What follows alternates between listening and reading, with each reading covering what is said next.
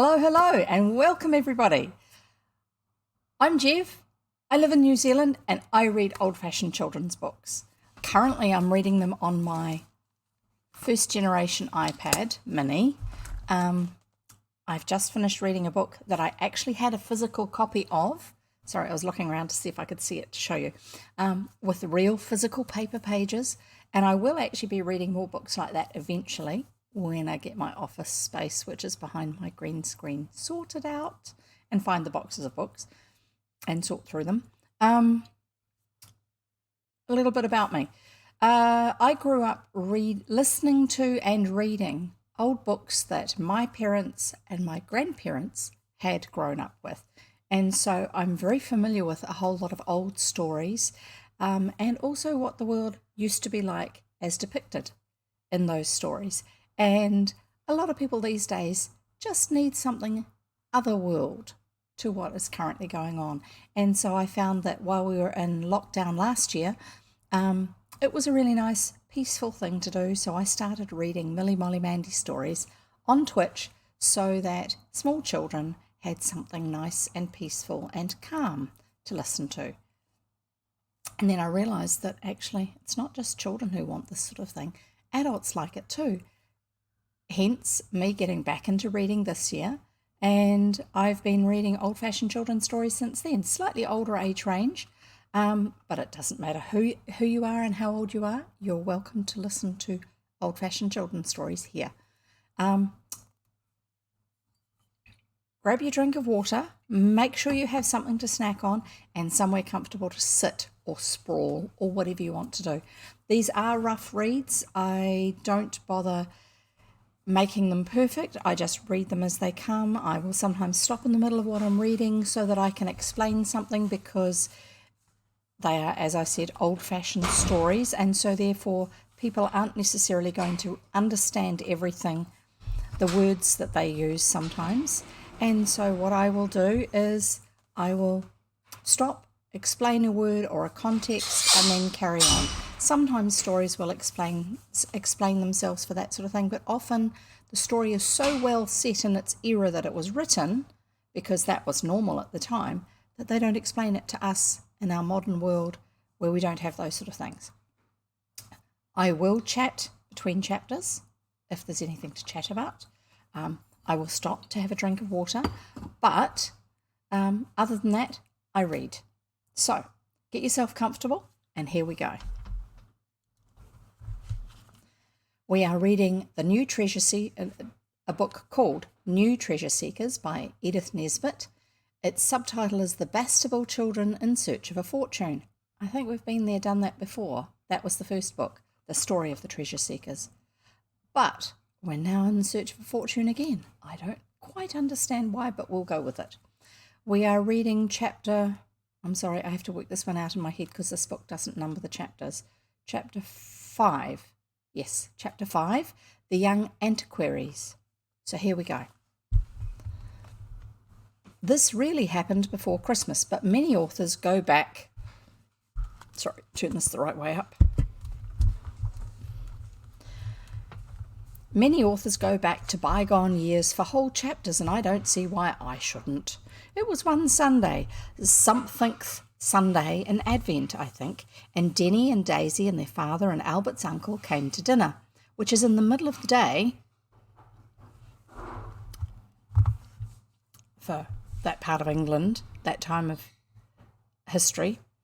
Denny and Daisy and their father and Albert's uncle came to dinner, which is in the middle of the day on that day of the rest, on the middle of the day on that day of rest. Oh, it's Sunday, sorry. On that day of rest, and the same things to eat for grown-ups and us. Obviously, different days of the week, children used to eat separately to adults, and so they had different foods. It's nearly always roast beef in Yorkshire, as in Yorkshire pudding, but the puddings and vegetables are brightly variegated and never the same 2 Sundays running. After dinner, someone said something about the coat of arms that is on the silver tankards, which once, when we were poor and honest, used to stay at the shop, having the dents slowly taken out of them for months and months. Probably because father couldn't afford to get them finished and pick them up. But now they are always at home and are put at the four corners of the table every day, and any grown-up who likes can drink beer out of them.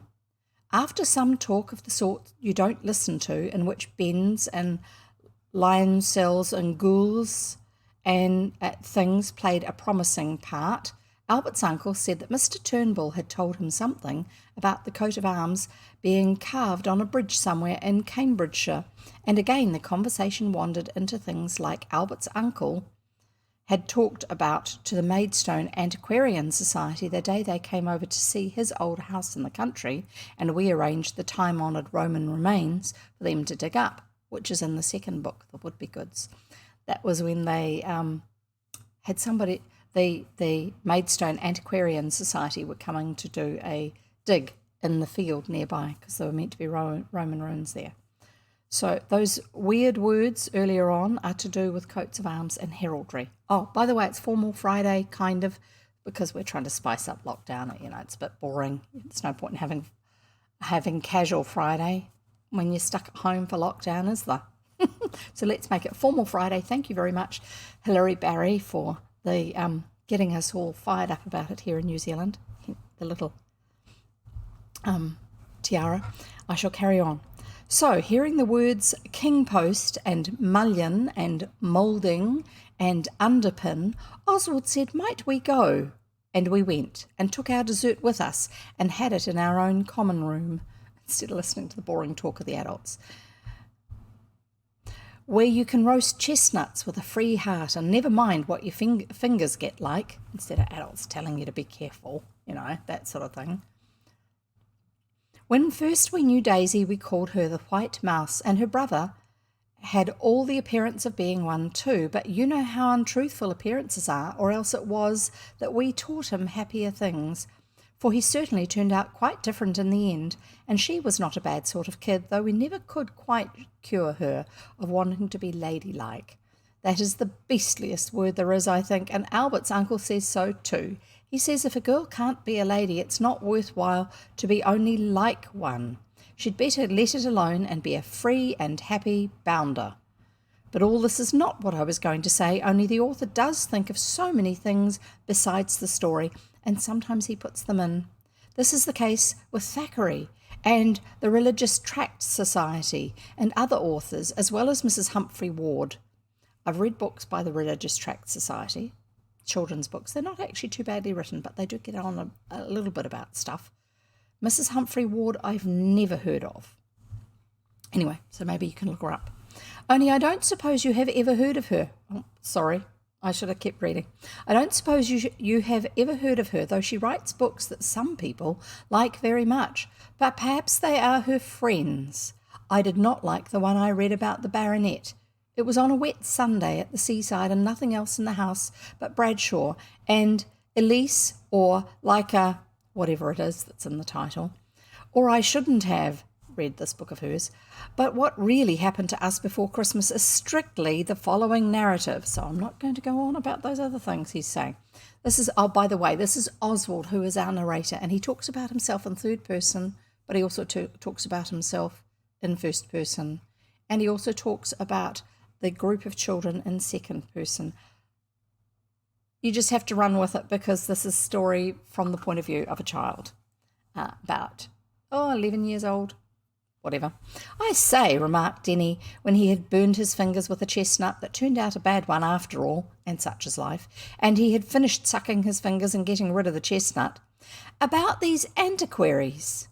Well, what about them? Said Oswald. He always tries to be gentle and kind to Denny because he knows he helped to make a man of the young mouse. I shouldn't think, said Denny, that it was so very difficult to be one. I don't know, said Dicky. You have to read very dull books and an awful lot of them. And remember what you read. What's more?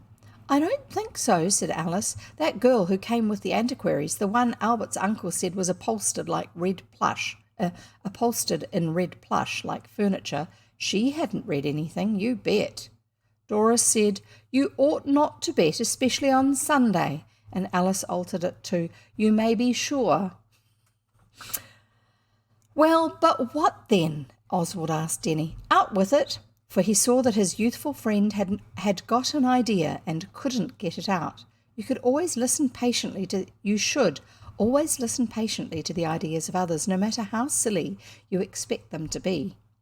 I do wish you wouldn't hurry me so, said Denny, snapping his fingers anxiously, and we tried to be patient. Why shouldn't we be then? Why shouldn't we be them? Denny said at last. He means antiquaries, said Oswald to the bewildered others. But there's nowhere to go and nothing to do when we get there. Because that's what you've got to have when you're an antiquary, obviously.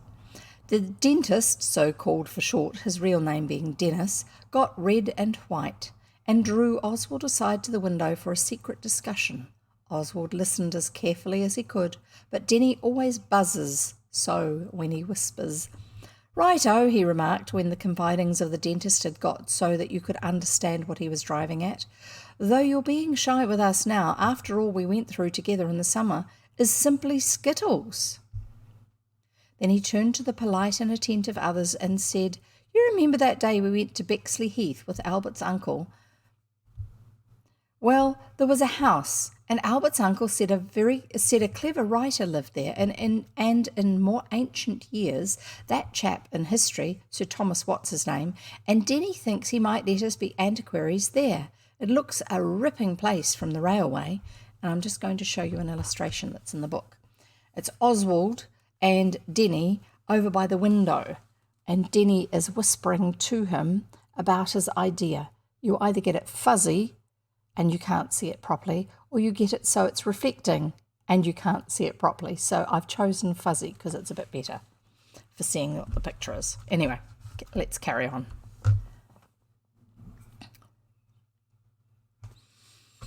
It looks a ripping place from the railway. It really does. It's a fine big house and splendid gardens and a lawn with a sundial and the tallest trees anywhere about here. Sorry. Peanuts coming loose in my mouth. Little bits of peanuts because I've been snacking on peanuts. We'll carry on. But what could we do, said Dicky. I don't suppose he'd give us tea, though such indeed had been our hospitable conduct to the antiquaries who had come to see Albert's uncle. Oh, I don't know, said Alice. You have to listen to that other story if you want to find out what that was all about, by the way. I don't know, said Alice. We might dress up for it and wear spectacles, and we could all read papers. It would be lovely. Something to fill up the Christmas holidays, the part before the wedding, I mean. Do let's. All right, I don't mind. I suppose it would be improving, said Dora. And that's also a reference to the previous book. There was a wedding at Christmas time. So this book is obviously lots of little bits of stories that happened at various times before, during, and after the other two books we've read. I'm sorry, but that's just the way it's written. These are filling in stories because the wedding also happens in the other book. We should have to read a lot of history. You can settle it. I'm going to show Daisy our bridesmaids' dresses. It was, alas, too true. Albert's uncle was to be married, but shortly after, and it was partly our faults, though that does not come into this story, but the other book. So the two D's went to look at the clothes. Girls like this, but Alice, who wishes she had never consented to be born a girl, stayed with us, and we had a long and earnest counsel about it. One thing, said Oswald, it can't possibly be wrong, so perhaps it won't be amusing. Yes, they always get into trouble because they're doing something fun. Oh, Oswald, said Alice, and she spoke rather like Dora. I don't mean what you mean, said Oswald in lofty scorn. What I mean to say is that when a thing is quite sure to be right, it's not so, well, I mean to say there is, don't you know, and if it might be wrong and isn't, it's a score to you, and if it might be wrong and it is, as so often happens, well, you know yourself, adventures sometimes turn out wrong that you didn't think were going to, but seldom or never the uninteresting kind, and Dicky told Oswald to dry up, which of course no one stands from a younger brother, but though Oswald explained this at the time, he felt in his heart that he has sometimes said what he meant with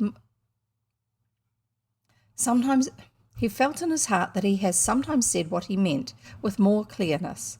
When Oswald and Dicky had finished, we went on and arranged everything.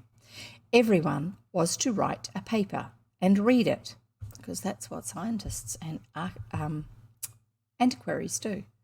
Archaeologists, I think we call them now, except the hobby ones, I think, used to be called antiquaries.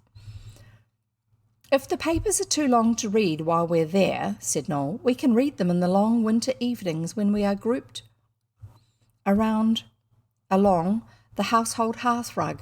I shall do my paper in poetry about Agincourt. I think that's how you say it. Some of us thought Agincourt wasn't fair, because no one could be sure about any knight who took part in that well-known conflict, having lived in the Red House. But Alice got us to agree, because she said it would be precious dull if we all wrote about nothing but Sir Thomas what-do-you-call-him, whose real name in history, Oswald said, he would find out, and then write his paper on that world-renowned person who is a household word in all families. Denny said he would write about Charles I, because they were just doing that at his school. I shall write about what happened in 1066, said H.O. I know that. Alice said, if I write a paper, it will be about Mary, Queen of Scots. Dora and Daisy came in just as she said this, and it transpired that this ill-fated but good-looking lady was the only one they either of them wanted to write about, so Alice gave it up to them and settled to do Magna Carta. And they could settle something between themselves for the one who would have to give up Mary, Queen of Scots in the end. We all agreed that the story of that lamented wearer of pearls and black velvet would not make enough for 2 papers. Everything was beautifully arranged when suddenly H.O. said, supposing he doesn't let us? Who doesn't let us what? The Red House man. Read papers at his Red House. This was indeed what nobody had thought of, and even now we did not think anyone could be so lost to proper hospitableness as to say no. Yet none of us liked to write and ask, so we tossed up for it. Only Dora had feelings about tossing up on Sunday, so we did it with a hymn book instead of a penny. Rules used to be very strict about what you could and couldn't do on Sundays. And these children are living in the latter stages of it being super strict before it just became a lot more casual strict, which was just a bit before me. We all won except Noel, who lost, so he said he would do it on Albert's uncle's typewriter, which was on a visit to us at the time, waiting for Mr. Remington to fetch it away to mend the M. We think it was broken through Albert's uncle writing Margaret so often, because it is the name of the lady he was doomed to be married by. The girls had got the letter the Maidstone Antiquarian Society and Field Club's secretary had sent to Albert's uncle. H.O. said they kept it for a memento of the day.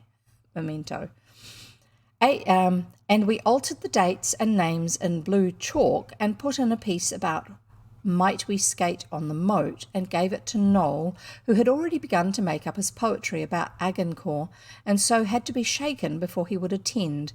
And that evening, when Father and our Indian uncle and Albert's uncle were seeing the others on the way to Forest Hill, Noel's poetry and pencil were taken away from him, and he was shut up in Father's room with the Remington typewriter, which we had never been forbidden to touch. In other words, it was fair game, because they hadn't been forbidden, and I don't think he hurt it much, except quite at the beginning, when he jammed the S and the J and the thing that means percent, so that they stuck, and Dicky soon put that to rights with his screwdriver.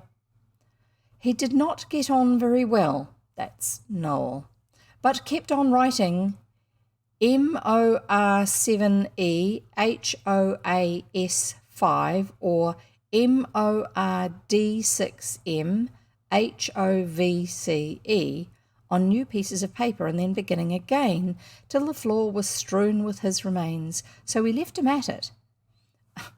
All these typos, literal typos, because he's not used to a typewriter. And these are the old ones that were probably quite steep, and you had to press the keys quite hard, And just as you're bringing the key down, you realise that you've actually hit the wrong one, and there's nothing you can do about it because you're pushing it so hard, so suddenly to make it type, it's too late.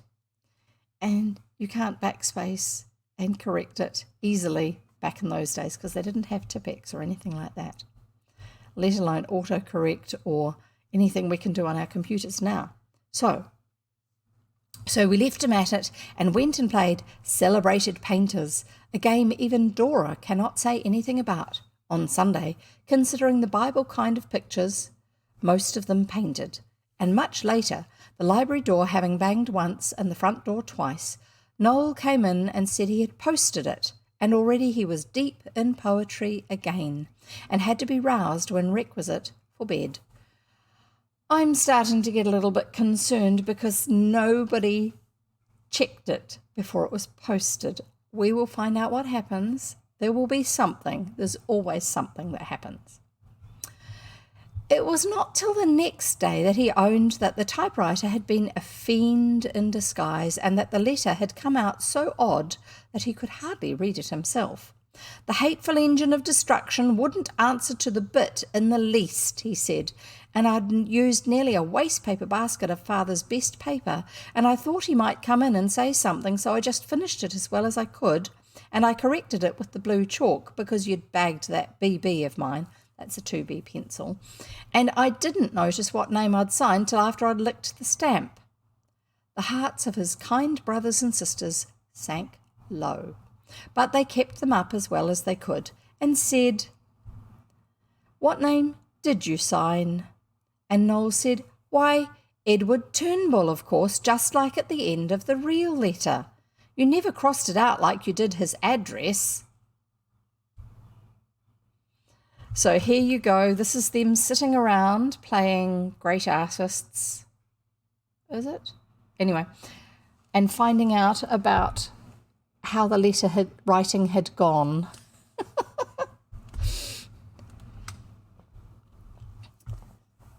Then Alice, no, hang on. "You never crossed it out like you did his address." "No," said Oswald witheringly. "You see, I did think, whatever else you didn't know, I did think you knew your own silly name." Then Alice said Oswald was unkind, though you see he was not, and she kissed Noel and said she and he would take turns to watch for the postman so as to get the answer, which of course would be subscribed on the envelope with the name of Turnbull instead of Bastable, before the servant could tell the postman that the name was a stranger to her. That's a good point. In the days when you used to have direct contact between the post person and the receiver, when the postman was handing over your mail, if there was something there that was addressed to someone who didn't live in your house, you would say, "This isn't for us," and give it back to the postman, and they would take it away back to their local post office. And then somebody would have a look and go, "Oh, that's actually the wrong number on the address," or whatever. "I happen to know that they live at such and such a house," or even send it back to the originating post office. And that's how you get things that are in like lost letters, dead letters.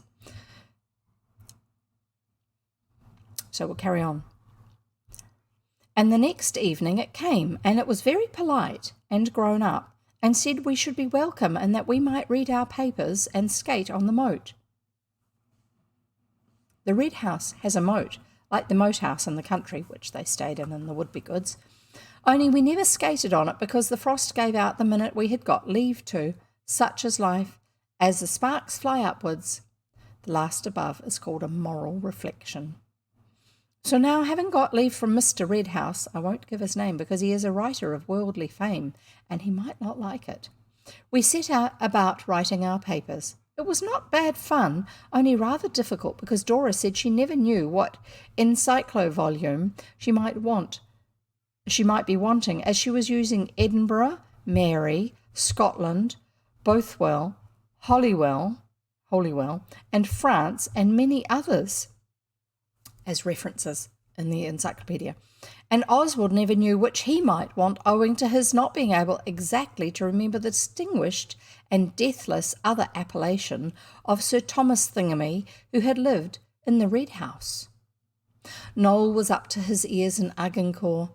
Yet that made but little difference to our destiny. He is always plunged in poetry of one sort or another, and if it hadn't been that, it would have been something else. This at least we insisted on having kept a secret, so he could not read it to us. H.O. got very inky the first half-holiday, and then he got some sealing wax and a big envelope from father, and put something in and fastened it up and said he had done his. Dickie would not tell us what his paper was going to be about, but he said it would not be like ours, and he let H.O. help him by looking on while he invented more patent screws for ships. That's the propellers.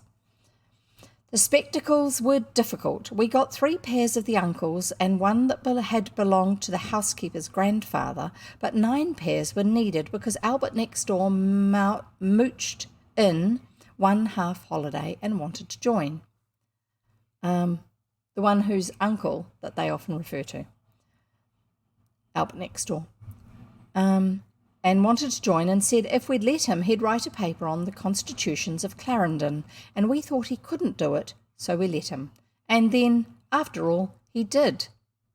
So at last Alice went down to Bennett's in the village, and that we are such good customers of, because when our watches stop, we take them there, and he lent us a lot of empty frames on the instinctive understanding that we would pay for them if we broke them or let them get rusty. And so all was ready, and the fatal day approached. And it was the holidays, for us that is, but not for father, for his business never seems to rest by day and night, except at Christmas and times like that. So we did not need to ask him if we might go. Oswald thought it would be more amusing for father if we told it all to him in the form of an entertaining anecdote. Afterwards, Denny and Daisy and Albert came to spend the day. We told Mrs. Blake Mr. Redhouse had asked us, and she let the girls put on their second best things, which are coats with capes and red tam-o'-shanters. These capacious coats are very good for playing highwaymen in. We made ourselves quite clean and tidy. At the very last we found that H.O. had been making marks on his face with burnt matches to imitate wrinkles, but really it only imitated dirt, so we made him wash it off. Then he wanted to paint himself red like a clown, but we had decided that the spectacles were to be our only disguise, and even those were not to be assumed till Oswald gave the word. No casuist observer, I think that's meant to be casual, could have thought that the 9 apparently light-headed and careless party who now wended their way to Blackheath Station, looking as if they were not up to anything in particular, were really an antiquarian society of the deepest dye. We got an empty carriage to ourselves, and halfway between Blackheath and the other station Oswald gave the word, and we all put on the spectacles. We had our antiquarian papers of law and researched history in exercise books, rolled up and tied with string. The station master and porter of each of which the station boasted but one specimen, looked respectfully at us as we got out of the train, and we went straight out of the station under the railway arch and down to the green gate of the Red House. It has a lodge, but there is no one in it. We peeped in at the window, and there was nothing in the room but an old beehive and a broken leather strap. And here you go, here's a picture of them at the station, having left the train. The station master and the porter looked respectfully at us. There's the line of the children, all dressed up in their finery to look like antiquarians. So they're all wearing glasses to make them look more studious.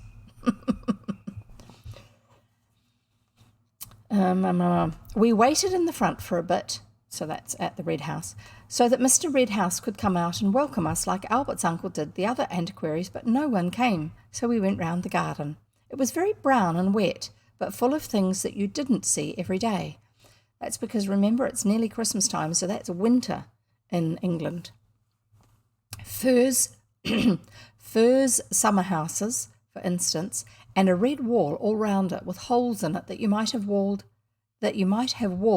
heretics up in the olden times. Some of the holes were quite big enough to have taken a very small heretic. There was a broken swing and a fish pond, but we were on business, and Oswald insisted on reading the papers. He said, "Let's go to the sundial. It looks drier there. My feet are like ice houses." It was dry because there was a soaking wet green lawn around it, and round that a sloping path made of little squares of red and white marble. This was quite waterless, and the sun shone on it so that it was warm to the hands, though not to the feet because of boots. Oswald called on Albert to read first. Albert is not a clever boy.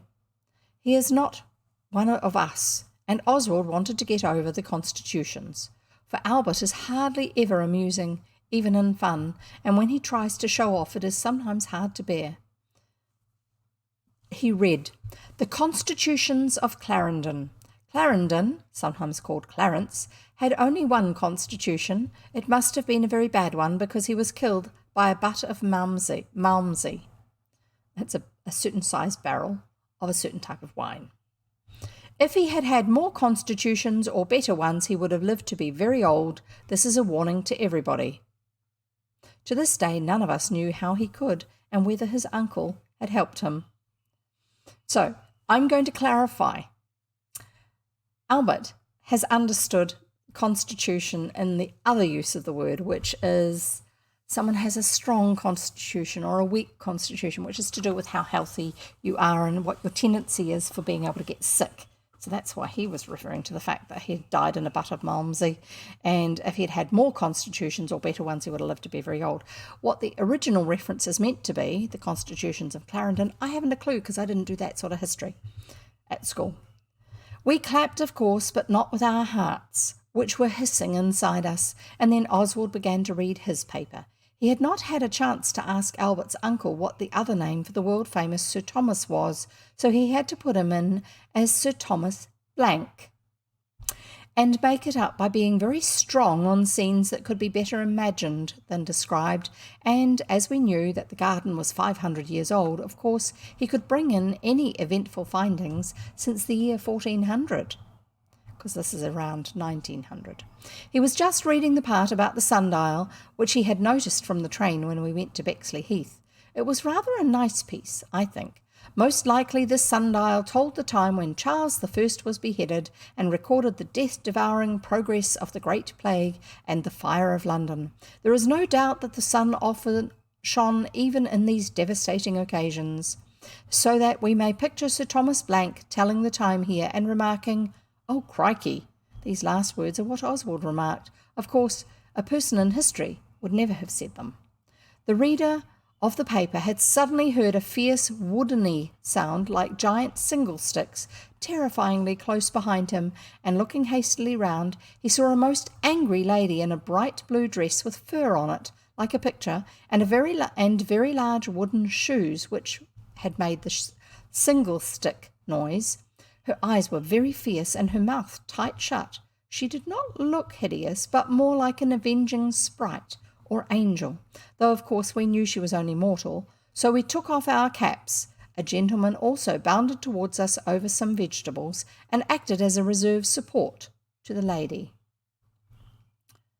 Her voice when she told us we were trespassing and it was a private garden was not so furious as Oswald had expected from her face, but it was angry.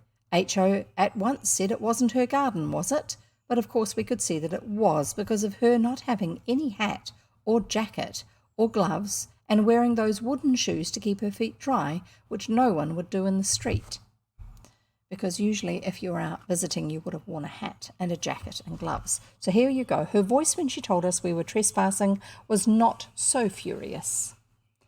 And try and get it. There you go. There's the children all being the antiquaries there. And there's the lady and the gentleman who had bounded across the vegetables alongside her. And if you're wondering, that illustration looks like this is set in the Edwardian period, the fashions of the women at the time. So then Oswald said we had leave and showed her Mr. Redhouse's letter.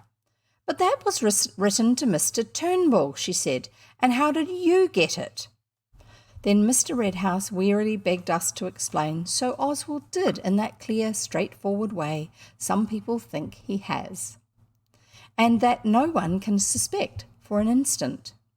And he ended by saying how far from comfortable it would be to have Mr. Turnbull coming with his thin mouth and his tight legs, and that we were Bastables, and much nicer than the tight-legged one, whatever she might think. And she listened, and then she quite suddenly gave a most jolly grin and asked us to go on reading our papers. It was plain that all disagreeableness was at an end, and to show this even to the stupidest, she instantly asked us to lunch. Before we could politely accept, H.O. shoved his oar in as usual and said he would stop no matter how little there was for lunch because he liked her very much. So she laughed, and Mr. Redhouse laughed, and she said they wouldn't interfere with the papers, and they went away and left us. Of course, Oswald and Dicky insisted on going on with the papers, though the girls wanted to talk about Mrs. Redhouse and how nice she was and the way her dress was made. Oswald finished his paper, but later he was sorry he had been in such a hurry, because after a bit Mrs. Redhouse came out and said she wanted to play too. She pretended to be a very ancient antiquary and was most jolly, so that the others read their papers to her, and Oswald knows she would have liked his paper best. That's why he wished he hadn't hurried. Because it was the best, though I say it, says Oswald. Dicky's turned out to be all about that patent screw and how Nelson would not have been killed if his ship had been built with one, because a patent propeller apparently would have made his boat more manoeuvrable and go faster. Daisy's paper was about Lady Jane Grey, and hers and Dora's were exactly alike, the dullest by far, because they had got theirs out of books. Alice had not written hers because she had been helping Noel to copy his. Denny's was about King Charles, and he was very grown up and fervent about this ill-fated monarch, and white roses. Mrs. Redhouse took us into the summer houses, where it was warmer, and such is the wonderful architecture of the Redhouse Gardens that there was a fresh summer house for each paper, except Noel's and H.O.'s, which were read in the stable. There were no horses there. Noel's was very long, and it began, "This is the story of Agincourt. If you don't know it, you jolly well ought." Okay, Agincourt. Ought. It was a famous battle fair, and all your ancestors fought there. That is, if you come of a family old. The Bastables do. They were always very bold, and at Agincourt they fought, as they ought. So we have been taught, and so on, till some of us wondered why poetry was ever invented. But Mrs. Redhouse, she said she liked it awfully, so Noel said, "You may have it to keep. I've got another one of it at home." "I'll put it next to my heart, Noel," she said, and she did, under the blue stuff and fur. H.O.'s was last, but when we let him read it, he wouldn't, so Dora opened his envelope, and it was thick inside with blotting paper, and in the middle there was a page with 1066, William the Conqueror, and nothing else. "Well," he said, "I said I'd write all I knew about 1066, and that's it. I can't write more than I know, can I?" The girl said he couldn't, but Oswald thought he might have tried. "It wasn't worth blackening your face all over just for that," he said, but Mrs. Redhouse laughed very much and said it was a lovely paper, and told her all she wanted to know about 1066. That the paper told her all she needed to know. Then we went into the garden again and ran races, and Mrs. Redhouse held all our spectacles for us and cheered us on. She said she was the patent automatic cheering winning post. We do like her. Lunch was the glorious end of the Morden House Antiquarian Society and Field Club's field day. But after lunch was the beginning of a real adventure, such as real antiquarians hardly ever get. This will be unrolled later. I will finish with some French out of a newspaper. Albert's uncle told me, so I know it's right. Any of your own grown-ups will tell you what it means. Au prochain numéro, je vous promets des émotions. I don't know, I can't speak French at all, you can tell. In case your grown-ups can't be bothered. Émotion means sensation, I believe. So you're going to have to look that one up. I don't know what he's going on about.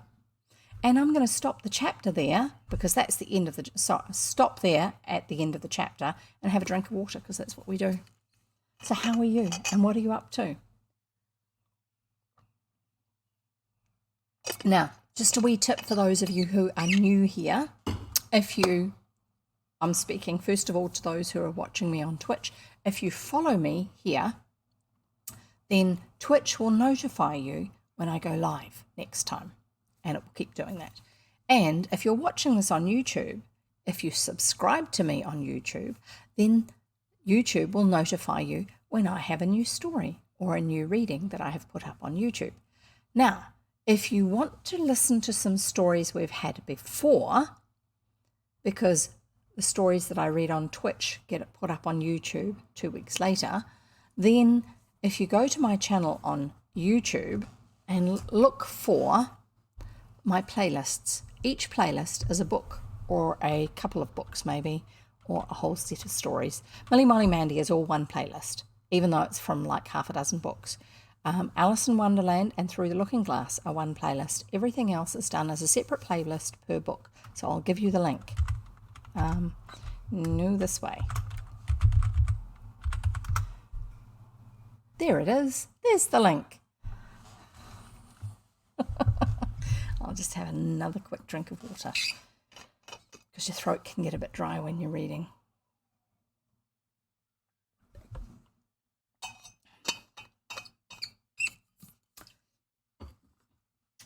And the other thing we have is a Discord server, and I still haven't done it, sorry. I have the intention of putting up some pictures there from various stories we've been reading, and I was thinking I might actually put different channels, that's what they're called on Discord, so I had to think about it for a minute, different channels for different stories, so that if I find illustrations from some of the books that we've read, I'll put them over there. If you've got words that you're not sure of that you've actually looked up, that would be a good place to put them so other people can learn what they mean too. And sometimes some of the stories actually talk about real places, and it's quite nice to look them up and see what they look like, either in historic pictures or what they look like now. So if you find anything like that, you're most welcome to share those there too. So the Discord server, actually I'll give you a link for it. If you're watching this on Twitch, it should actually show you a link somewhere below. But that's okay. There you go. All the big heavy tapping clicking's over now, and I shall carry on reading. And I'm just at the stage of the day where I'm going to start feeling the itchies more. I don't know why. It just seems to happen every time I'm reading. I get itchy. Right, we shall carry on. I'm reading New Treasure Seekers by E. Nesbit, and the subtitle is Or the Bastable Children in Search of a Fortune. And we are reading Chapter 6, The Intrepid Explorer and His Lieutenant. So here we go. We had spectacles to play antiquaries in, and the rims were vaselined to prevent rust. And it came off on our faces with other kinds of dirt, and when the antiquary game was over, Mrs. Redhouse helped us to wash it off with all the thoroughness of aunts and far more gentleness. Then, clean and with our hairs brushed, we were led from the bathroom to the banqueting hall or dining room. It is a very beautiful house. The girls thought it was bare, but Oswald likes its bareness because it leaves more room for games. All the furniture was of agreeable shapes and colours, and so were all the things on the table, glasses and dishes and everything. Oswald politely said how nice everything was. The lunch was a blissful dream of perfect A1-ness, tongue and nuts and apples and oranges and candied fruits and ginger wine in tiny glasses that Noel said were fairy goblets. Everybody drank everybody else's health, and Noel told Mrs. Redhouse just how lovely she was, and he would have paper and pencil and write her a poem for her very own. I will not put it in here, because Mr. Redhouse is an author himself, and he might want to use it in some of his books.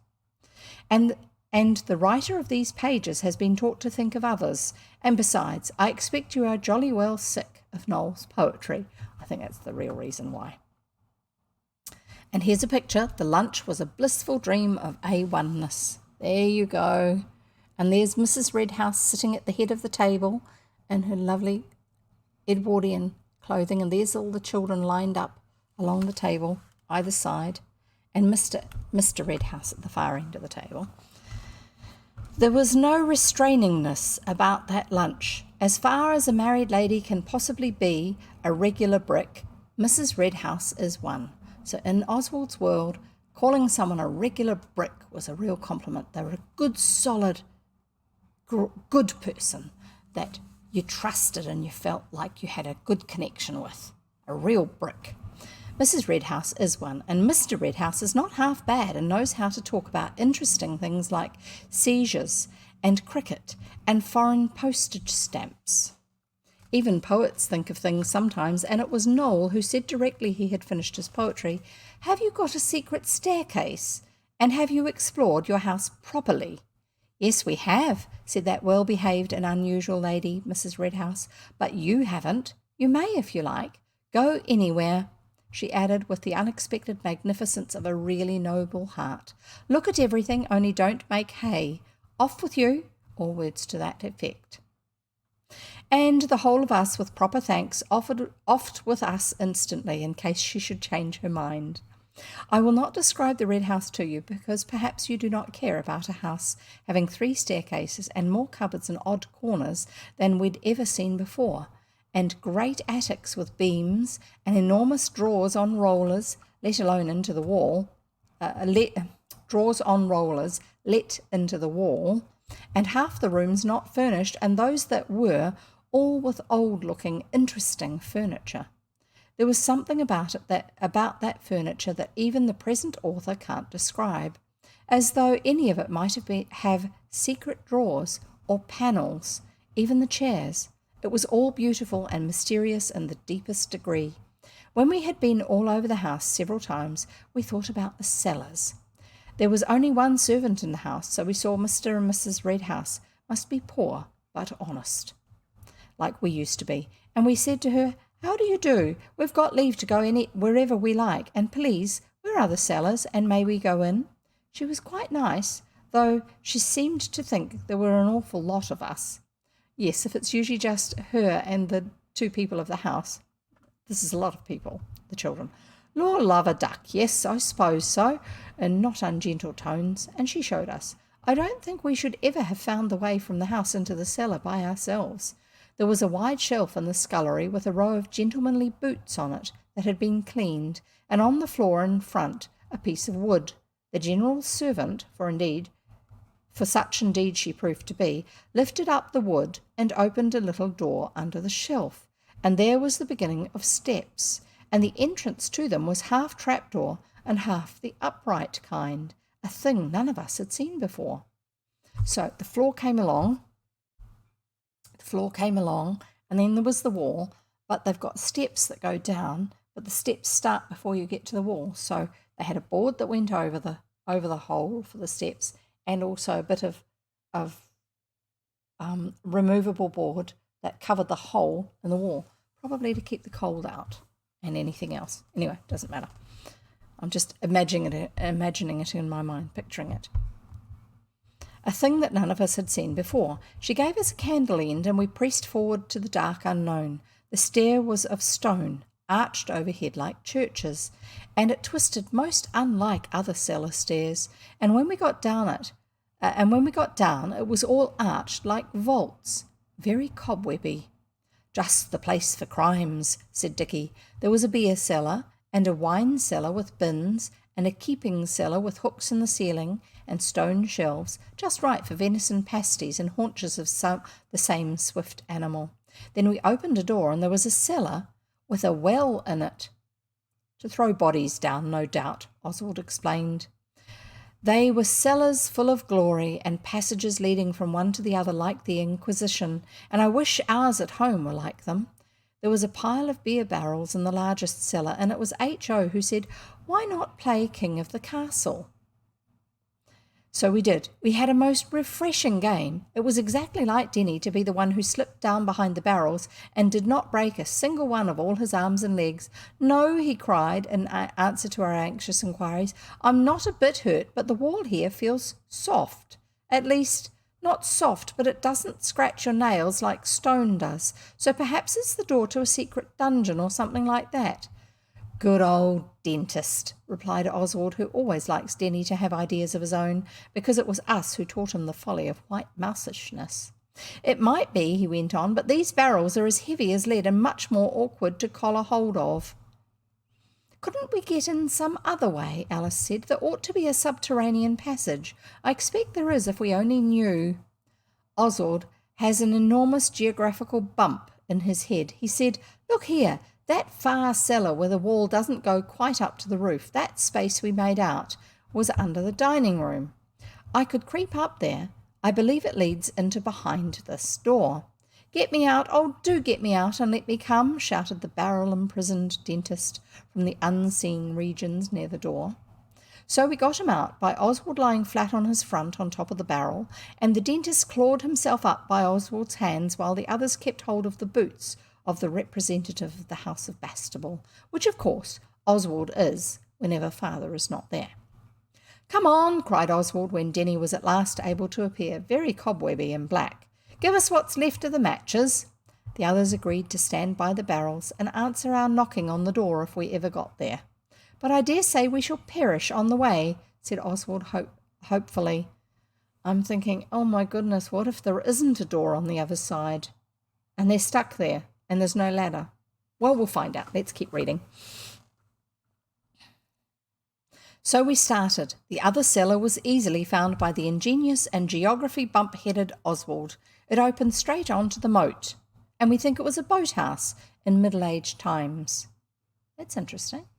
Denny made a back for Oswald, who led the way, and then he turned round and hauled up his inexperienced but rapidly improving follower onto the top of the wall that did not go quite up to the roof. It's like coal mines, he said, beginning to crawl on his hands and knees over what felt like very prickly beach. Only we've no picks and shovels, and no Sir Humphrey Davy safety lamps, said Denny in sadness. They wouldn't be any good, said Oswald. They're only to protect the hard-working mining men against fire damp and choke damp, and there's none of those kinds here. They're a type of gas that build up in mines, and the Sir Humphrey Davy safety lamps apparently will indicate if there's gas there. So there you go. No, said Denny, the damp here is only just the common kind. In other words, it's actually just damp from water. Well then, said Oswald, and they crawled a bit further still on their furtive and unassuming stomachs. This is a very glorious adventure. It is, isn't it? Inquired the dentist in breathlessness, when the young stomachs of the young explorers had bitten the dust for some yards further. Yes, said Oswald, encouraging the boy, and it's your find too, he added with admirable fairness and justice, unusual in one so young. I only hope we shan't find a mouldering skeleton buried alive behind the door when we get to it. Come on, what are you stopping for now? He asked kindly. It's only cobwebs in my throat, Denny remarked, and he came on, though slower than before. He obviously hadn't thought about skeletons, and it was now worrying him. Oswald, with his customary intrepid caution, was leading the way, and he paused every now and then to strike a match because it was pitch dark, and at any moment the courageous leader might have tumbled into a well or a dungeon or knocked his dauntless nose against something in the dark. It's all right for you, he said to Denny when he had happened to kick his follower in the eye. You've nothing to fear except my boots, and whatever they do is accidental, so it doesn't count. But I may be going straight into some trap that has been yawning for me for countless ages. I won't come on so fast, thank you, said the dentist. I don't think you've kicked my eye out yet. So they went on and on, crampedly crawling on what I have mentioned before, and at last Oswald did not strike the next match carefully enough, and with the suddenness of a falling star, his hands, which, with his knees he was crawling on, went over the edge into infinite space, and his chest alone, catching sharply on the edge of the precipice, saved him from being hurled to the bottom of it. Halt! He cried as soon as he had any breath again, but alas, it was too late.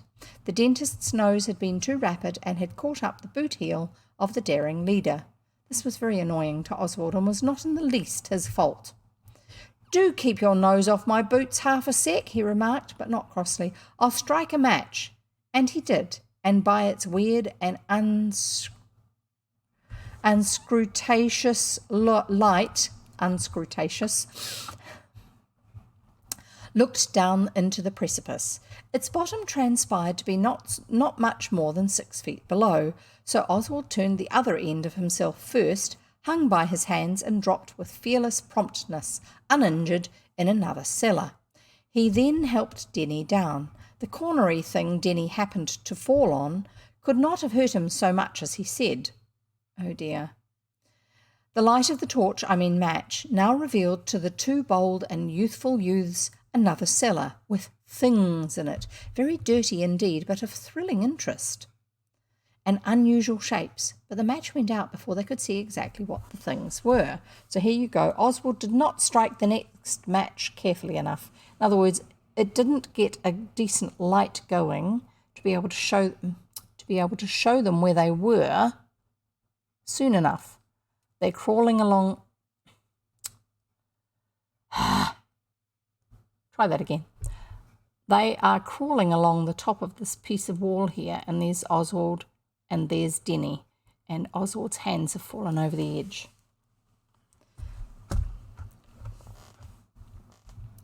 The next match was the last but one, but Oswald was undismayed, whatever Denny may have been. He lighted it and looked hastily round. There was a door. "Bang on that door over there, silly," he cried in cheering accents to his trusty lieutenant, "behind that thing that looks like a chevaux de frise."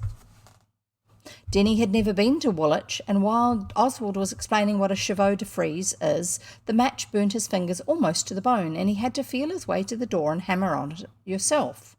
The blows of the others from the other side were deafening. All was saved. It was the right door. "Go and ask for candles and matches," shouted the brave Oswald. "Tell them there are all sorts of things in here. A chevaux de frise of chair legs, and a shovel of what?" asked Dicky's voice hollowly from the other side of the door. "Freeze!" shouted Denny. "I don't know what it means, but do get a candle and make them unbarricade the door. I don't want to go back the way we came." He said something about Oswald's boots that he was sorry for afterwards, so I will not repeat it. And I don't think the others heard because of the noise the barrels made while they were being climbed over. This noise, however, was like balmy zephyrs compared to the noise the barrels insisted on making when Dicky had collected some grown-ups and the barrels were being rolled away. During this thunder-like interval, Denny and Oswald were all the time in the pitch dark. They had lighted their last match, and by its flickering gleam we saw a long, large mangle. "It's like a double coffin," said Oswald as the match went out. "You can take my arm if you like, dentist." The dentist did, and then afterwards he said he only did it because he thought Oswald was frightened of the dark. "It's only for a little while," said Oswald in the pauses of the barrel thunder, "and I once read about 2 brothers confined for life in a cage so constructed that the unfortunate prisoner could neither sit, lie, nor stand in comfort. We can do all those things." "Yes," said Denny, "but I'd rather keep on standing if it's the same to you, Oswald. I don't like spiders. Not much, that is." "You're right," said Oswald with affable gentleness. "There might be toads perhaps in a vault like this, or serpents guarding the treasure like the cold lares. But of course they couldn't have cobras in England. They'd have to put up with vipers, I suppose." Denny shivered, and Oswald could feel him stand first on one leg and then on the other. "I wish I could stand on neither of my legs for a bit," he said, but Oswald answered firmly that this could not be. And then the door opened with a crash, and we saw lights and faces through it, and something fell from the top of the door that Oswald really did think for one awful instant was a hideous mass of writhing serpents put there to guard the entrance, like a sort of live booby trap, he explained. Just the sort of thing a magician or a witch would have thought of doing.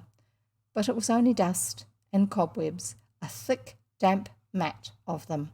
Then the others surged in light-hearted misunderstanding of the perils Oswald had led Denny through, with Mr. Redhouse and another gentleman, and loud voices, and candles that dripped all over everybody's hands, as well as their clothes, and the solitary confinement of the gallant Oswald was at an end.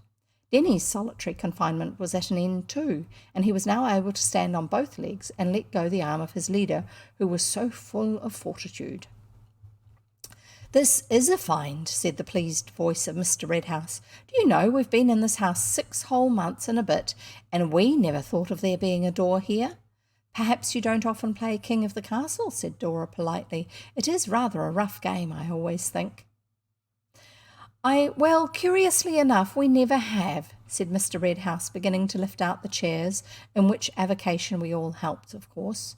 "Nansen is nothing to you. You ought to have a medal for daring explorations," said the other gentleman, but nobody gave us one, and of course we did not want any reward for doing our duty, however tight and cobwebby. The cellars proved to be well stocked with spiders and old furniture, but no toads or snakes, which few, if any, regretted. Snakes are outcasts from human affection. Oswald pities them, of course.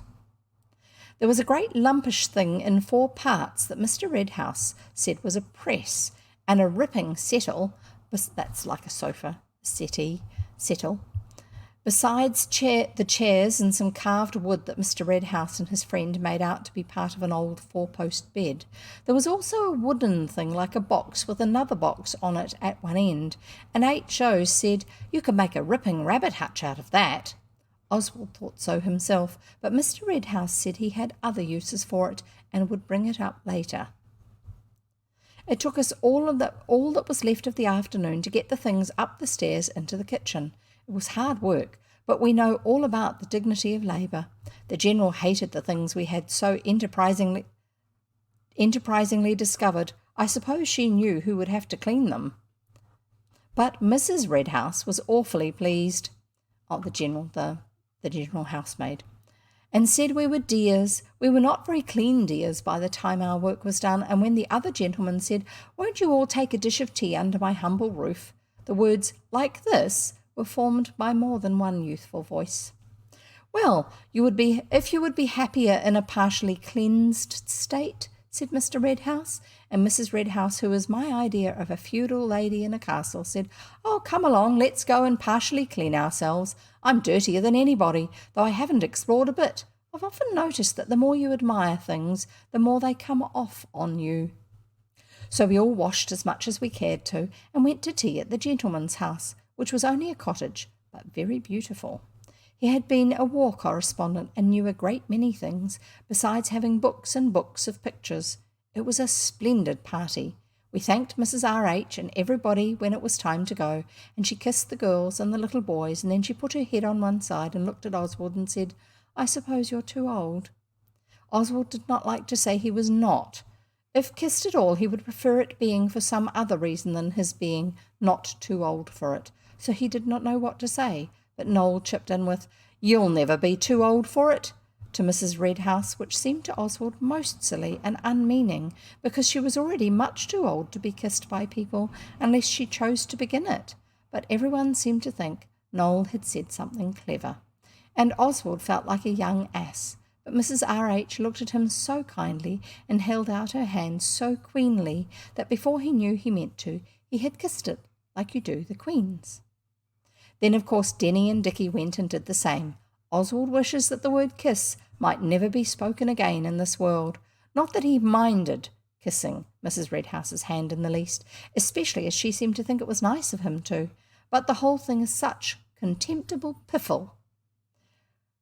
We were seen home by the gentleman who wasn't Mr. Redhouse, and he stood a glorious cab with a white horse who had a rolling eye from Blackheath Station, and so ended one of the most adventuring times we ever got out of a play beginning. The time ended, as the author has pointed out, but not its resultingness. Thus we ever find it in life, the most unharmful things, thoroughly approved even by grown-ups, but too often lead to something quite different, and that no one can possibly approve of, not even yourself when you come to think it over afterwards, like Noel and H.O. did. It was but natural that the hearts of the young explorers should have dwelt fondly on everything underground, even drains, which is what made us read a book by Mr. Hugo all the next day. It is called The Miserables in French, and the man in it, who is a splendid hero, though a convict and a robber and various other professions, escapes into a drain with great rats in it, and is miraculously restored to the light of day, unharmed by kindly rodents. NB, rodents means rats. When we had finished all the part about drains, it was nearly dinner time, and Noel said, quite suddenly in the middle of a bite of mutton, "The red house isn't nearly so red as ours is outside. Why should the cellars be so much cellarier?" "Shut up, H.O., for H.O. was trying to speak. Dora explained to him how we don't all have exactly the same blessings, but he didn't seem to see it.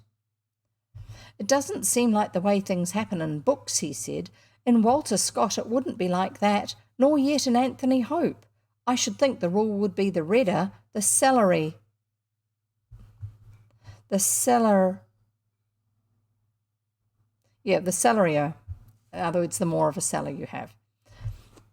If I was putting it into poetry, I should make our cellars have something much wonderfuller in them than just wooden things, eh? H.O., if you don't shut up, I'll never let you be in anything again." "There's that door you go down steps to," said Dicky. "We've never been in there. If Dora and I weren't going with Miss Blake to be fitted for boots, we might try that." "That's just what I was coming to. Stow it, H.O. I felt just like cellars today, while you other chaps were washing your hands for dinner, and it was very cold, but I made H.O. feel the same, and we went down, and that door isn't shut now." The intelligible reader may easily guess that we finished our dinner as quickly as we could and put on our outers, sympathising with Dicky and Dora, who, owing to boots, were out of it, and we went into the garden, outers being outer layers of clothing, like coats and stuff, I think. There are 5 steps down to that door. They were red brick when they began, but now they are green with age and mysteriousness, and not being walked on, and at the bottom of them the door was, as Noel said, not fastened. "It isn't beery, whiny cellars at all," Alice said. "It's more like a robber's storehouse. Look there." We had got to the inner cellar, and there were heaps of carrots and other vegetables. "Halt, my men," cried Oswald. "Advance not an inch further. The bandits may lurk not a yard from you." "Suppose they jump out on us," said H.O. "They will not rashly leap into the light," said the discerning Oswald, and he went to fetch a new dark lantern of his that he had not had any chance of really using before. But someone had taken Oswald's secret matches, and then the beastly lantern wouldn't light for ever so long. But he thought it didn't matter, his being rather a long time gone, because the others could pass the time in wondering whether anything would jump out on them, and if so, what and when. So when he got back to the red steps and the open door and flashed his glorious bull's-eye round, that's the shape of the glass in the lantern, it was rather an annoying thing for there not to be a single other eye for it to flash into. Everyone had vanished. "Hello!" cried Oswald, and if his gallant voice trembled, he is not ashamed of it, because he knows about wells in cellars, and for an instant even he did not know what had happened. But an answering hello came from beyond, and he hastened after the others. "Look out," said Alice, "don't tumble over that heap of bones." Oswald did look out. Of course, he would not wish to walk on anyone's bones. But he did not jump back with a scream, whatever Noel may say when he is in a temper. The heap really did look very like old Oops, sorry, my feet just slipped off the side of my footrest, and it rattled. The heap really did look like very like old bones, partly covered with earth. Oswald was glad to learn they were only parsnips, because they're pale, creamy white. "We waited as long as we could," said Alice, "but we thought perhaps you'd been collared for some little thing you'd forgotten all about doing, and we wouldn't be able to come back. But we found Noel had, fortunately, got your matches. I'm so glad you weren't collared, Oswald dear. Some boys would have let Noel know about the matches, but Oswald didn't. The heap of carrots and turnips and parsnips and things were not very interesting when you knew what they were, not bleeding warriors' or pilgrims' bones, and it was too cold to pretend for long with any comfort to the young pretenders. So Oswald said, "Let's go out on the heath and play something warm. You can't warm yourself with matches, even if they're not your own." That was all he said. A great hero would not stoop to argue about matches. And Alice said, "All right," and she and Oswald went out and played pretending golf with some walking sticks of father's, but Noel and H.O. preferred to sit stuffily over the common room fire, so that Oswald and Alice, as well as Dora and Dicky, who were being measured for boots, were entirely out of the rest of what happened, and the author can only imagine the events that now occurred. When Noel and H.O. had roasted their legs by the fire till they were so hot that their stockings quite hurt them, one of them must have said to the other, I never knew which did, "Let's go and have another look at that cellar." The other, whoever it was, foolishly consented. So they went, and they took Oswald's dark lantern in his absence, and without his leave. They found a hitherto unnoticed door behind the other one, and Noel says he said, "We'd better not go in." H.O. says he said so too, but anyway, they did go in. They found themselves in a small vaulted place that we found out afterwards had been used for mushrooms, but it was long since any fair bud of a mushroom had blossomed in that dark retreat. The place had been cleaned and new shelves put up, and when Noel and H.O. saw what was on these shelves, the author is sure they turned pale, though they say not. Mushrooms. Old houses, especially if they were larger houses, used to provide a lot of their own food. One of the things they used to grow was mushrooms in a mushroom house or a mushroom cellar. A cellar that was a stable temperature, therefore it was usually below ground a bit because the ground temperature doesn't change much, and in the dark. And so you put horse manure and straw that's rotted down quite a lot, but it's still rotting a little bit because that provides the warmth that the mushrooms like. And then you have mushrooms, you put old mushrooms on them and they drop all their spores, which are like seeds for mushrooms, like fine dust, into the surface of this, and then new mushrooms grow and then they go down and pick them. So that's what they found as the mushroom cellar. Anyway, so then they spotted something in this downstairs cellar.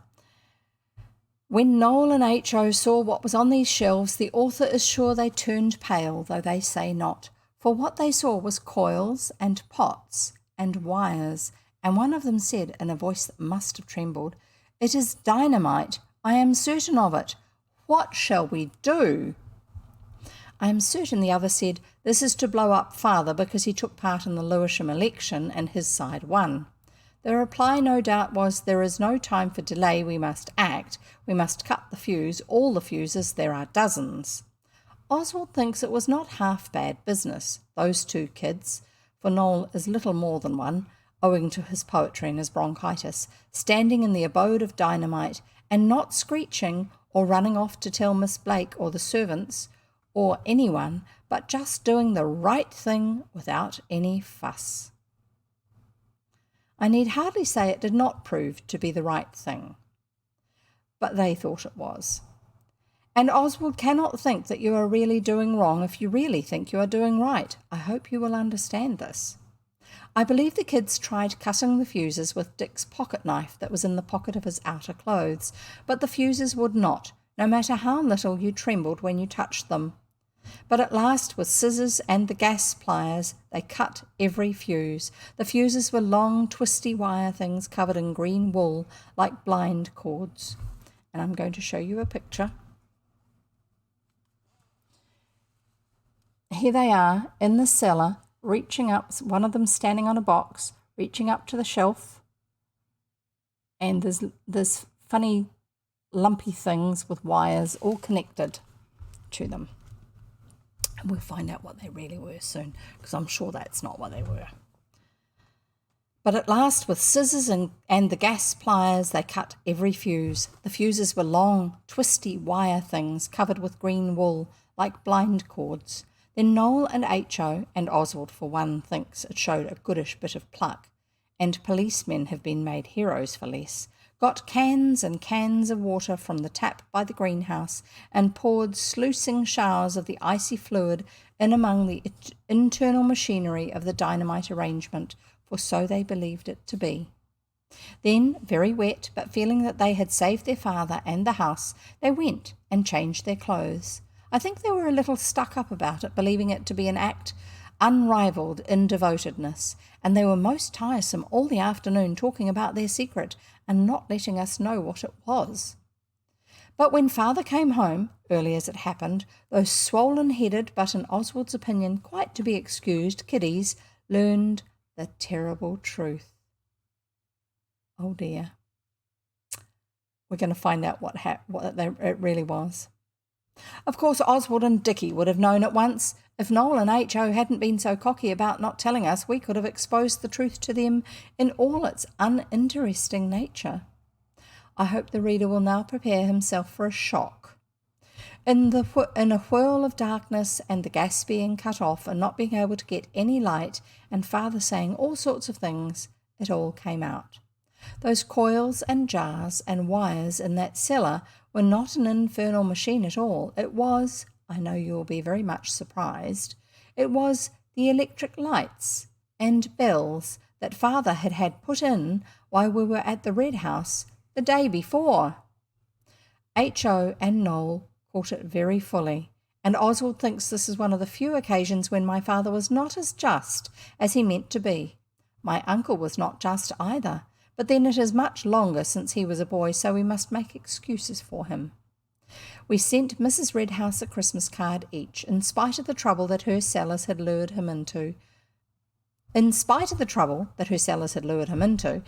sent her a homemade one with an endless piece of his everlasting poetry on it, and next May she wrote and asked us to come and see her.